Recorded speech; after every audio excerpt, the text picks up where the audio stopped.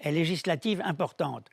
Comment voyez-vous son avenir avec ou sans Erdogan et avec, il faut le rappeler, un pied dans l'OTAN et un pied chez Poutine? Eh bien, je pense que ces élections du 14 mai sont les élections les plus importantes que la Turquie n'ait jamais eues. Et je pense que l'état d'esprit du pays, pour de nombreuses raisons, est tel que si les élections sont libres et honnêtes, Erdogan va les perdre. Ce qui m'inquiète, c'est si il y a une élection où aucun candidat au premier tour n'est élu, Erdogan va utiliser des moyens corrompus pour voler l'élection et ça m'inquiète énormément. Et tous les signes montrent qu'il est vraiment en difficulté et les Kurdes ont décidé de soutenir le candidat de l'opposition. L'opposition n'est pas complètement unie. Et c'est jamais le cas probablement dans telles circonstances, mais les possibilités d'avoir une victoire au premier tour sont réelles si les élections ne sont pas volées et si les électeurs réalisent qu'ils peuvent défaire Erdogan. Je pense que c'est très important pour la Turquie. Je ne pense pas qu'Erdogan représente la volonté du peuple. Nous l'avons vu déjà en 2019 avec les élections à Istanbul. Et Ankara et Izmir et d'autres grandes villes turques. Et je pense que Erdogan a tout fait à la cour pour stopper l'opposition, pour les étouffer, et pourtant ils ont quand même réussi à se faire entendre. Et donc je pense que les Turcs peuvent vraiment avoir une occasion honnête d'avoir leur voix qui compte pour vaincre Erdogan. Ce serait extraordinaire aussi pour l'OTAN et tous ses membres et pour la paix au Proche-Orient. John Bolton, faites-vous confiance à la Chine pour respecter la souveraineté des États de l'ex-Union soviétique et de ne pas attaquer Taïwan?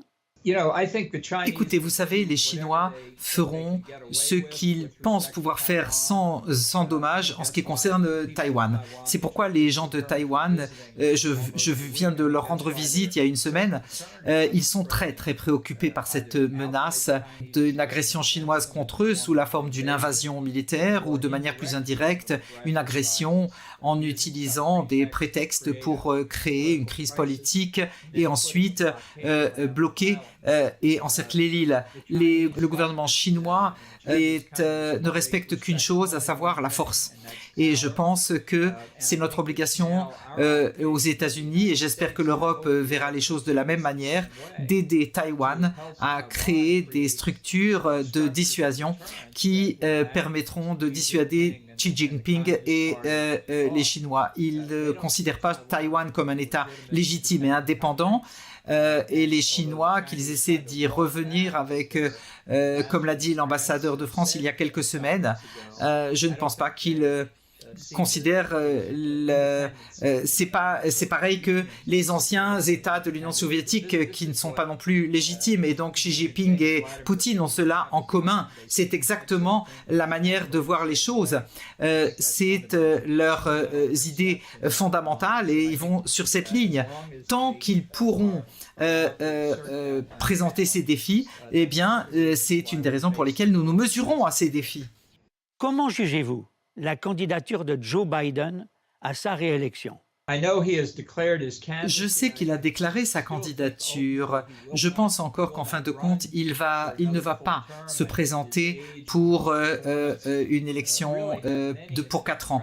Je pense qu'il y a beaucoup au Congrès, au Parti démocrate, qui sont très préoccupés. S'il était le candidat démocrate, il risque de perdre la présidence, il risque de perdre le contrôle du Sénat et perdre le contrôle du Congrès, donc avec une marge encore plus importante. Et donc, pour l'instant, il n'y a pas de candidat sérieux en opposition à Biden, mais je pense que Biden va trouver un prétexte, peut-être probablement en septembre, peut-être en octobre, pour dire, bon, en fait, il ne va pas se présenter à sa réélection et il va pouvoir y avoir de nouvelles candidatures démocrates qui vont se lancer. Je pense qu'il est difficile de croire que, vu la présidence actuelle de Biden, est-ce que les gens pensent véritablement qu'il peut rester en fonction pour les 4 années du terme suivant? Qui voyez-vous comme favori à l'investiture du Parti républicain pour l'élection présidentielle de novembre 2024? Quel serait pour vous le candidat idéal? Je ne pense pas qu'on sache exactement entre qui et qui la course va se tenir. Il y a beaucoup de publicité autour de Trump, premier dans les sondages. À mon avis, c'est une simple réaction à Biden parce que les gens trouvent Biden le pire candidat et pire que Trump. Mais je ne pense pas que Trump sera nommé par les républicains. Il y a toutes sortes d'autres candidats. Certains sont en lice, certains ne sont pas encore en liste, d'autres se lanceront. Moi, je pense moi-même à ce que je pourrais faire, mais je pense qu'il y a beaucoup de raisons pour être confiant que nous aurons un candidat républicain qualifié autre que Donald Trump qui aura vraiment la possibilité de vaincre Biden ou quiconque sera représentant des démocrates pour les élections de l'an prochain. Et vous allez voir les résultats de l'économie sous les démocrates qui n'est pas stable et qui n'est pas bonne.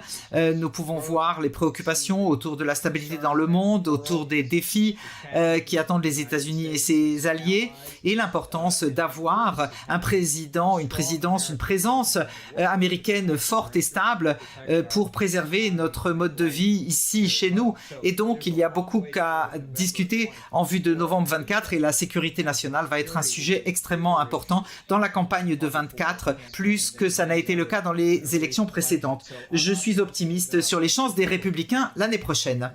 Merci John Bolton d'avoir accepté notre invitation.